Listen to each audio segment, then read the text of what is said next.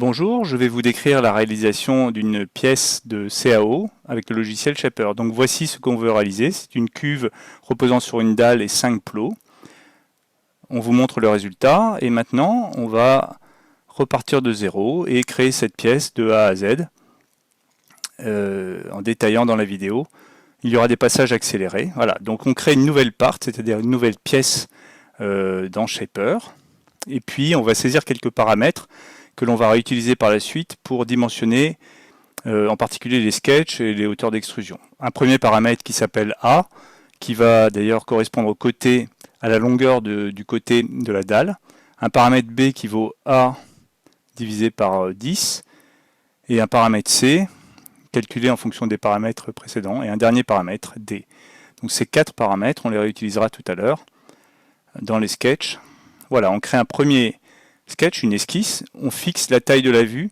C'est important pour que le zoom soit proportionnel et que l'on crée une esquisse dont les dimensions soient proches des dimensions finales. On crée un rectangle, donc on voit que les contraintes horizontales et verticales H et V sont positionnées automatiquement. On fixe ces dimensions, et là justement on vient de saisir le paramètre A, puis pour la largeur et pour la hauteur, la distance du côté, et voilà. Donc là, on a saisi les différentes codes qui permettent de valider complètement l'esquisse qui était passée en vert, c'est-à-dire qu'elle était isocontrainte. Maintenant, on a lancé une extrusion sur cette esquisse qui crée automatiquement un solide à partir d'un contour. Et donc, on fixe la hauteur d'extrusion à 0,02, ce qui constitue notre dalle.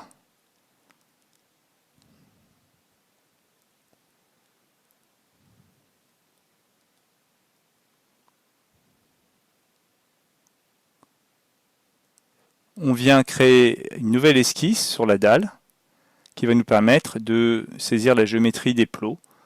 Donc on esquisse, c'est le cas de le dire, les 4 plots, puis le 5e plot central.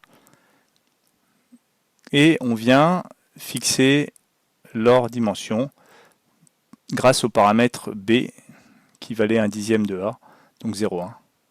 On voit avec le petit signe égal que en fait la code correspond à un paramètre. Égal 0,1 signifie qu'on a un paramètre derrière. Et puis on vient rendre coïncident ces différents plots sur les bords de la dalle. On vient fixer la position du plot central. Et on voit que l'esquisse apparaît en vert, ce qui veut dire qu'elle est isocontrainte. Donc il n'y a plus de degré de liberté. Tout est fixé et connu. C'est en général ce que l'on souhaite. Et enfin, on vient faire une extrusion fuse qui combine le dessin d'une esquisse, son extrusion et la fusion avec un autre solide, en l'occurrence la dalle. À travers cette opération, on va créer donc les extrusions des plots, ce qu'on est en train de sélectionner là un par un. On va les extruder donc et ils vont être fusionnés avec la dalle sur laquelle ils reposent. Donc pour ça, on vient saisir également la dalle pour indiquer que c'est avec cet objet qu'on veut fusionner. Voilà, on saisit une hauteur d'extrusion et on valide. Et donc on a comme résultat un seul solide formé de la dalle et des 5 plots. Voilà, finalement on vient créer pour terminer la cuve. Donc on crée deux rayons, deux cercles qu'on vient coter. Et donc à partir du moment où ils sont cotés, comme le centre était fixé à l'origine, l'esquisse est validée, elle est en isocontrainte en vert. On vient donc faire l'extrusion fuse. Concrètement, on fixe une hauteur, 0,8. Et voilà, on obtient le résultat que l'on souhaitait, donc avec un seul solide, fusionnant la cuve cylindrique, la dalle et les 5 plots. Et maintenant, on va pouvoir passer au... Ah oui, alors on va créer les groupes. qui sont les 5 faces inférieures des plots. Ces groupes nous serviront ultérieurement à poser des conditions aux limites, donc à fixer les appuis en vue d'un calcul mécanique ultérieur, en l'occurrence un calcul modal. Voilà, là on vient de créer un groupe. J'active la création du maillage sur la géométrie que nous avons créée dans Shaper. Pour mailler en tétraèdre, je vais choisir l'algorithme MG-Tetra en laissant les options par défaut. Les surfaces seront maillées en triangle avec MG4Surf.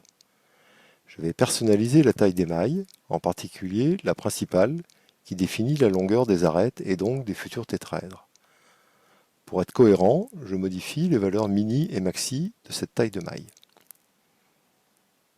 Pour mieux suivre l'arrondi des cylindres, je définis la distance entre le maillage et les cylindres.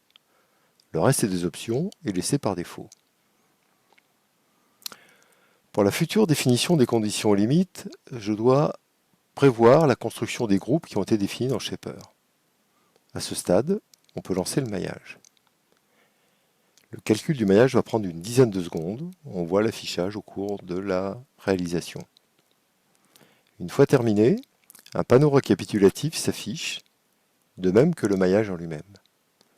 Pour pouvoir mieux voir les différentes parties de ce maillage, j'active le coloriage automatique.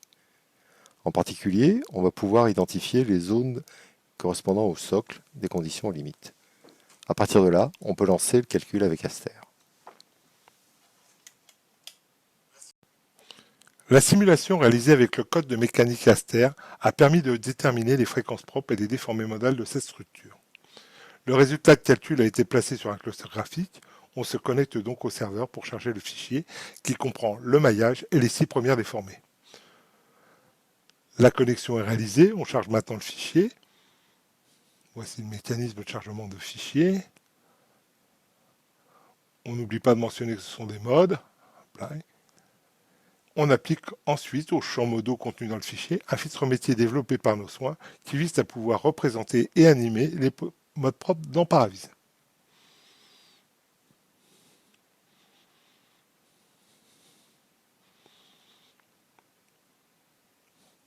On peut remarquer la fluidité de l'animation dont la représentation est calculée sur le cluster graphique et visualisée sur la machine locale.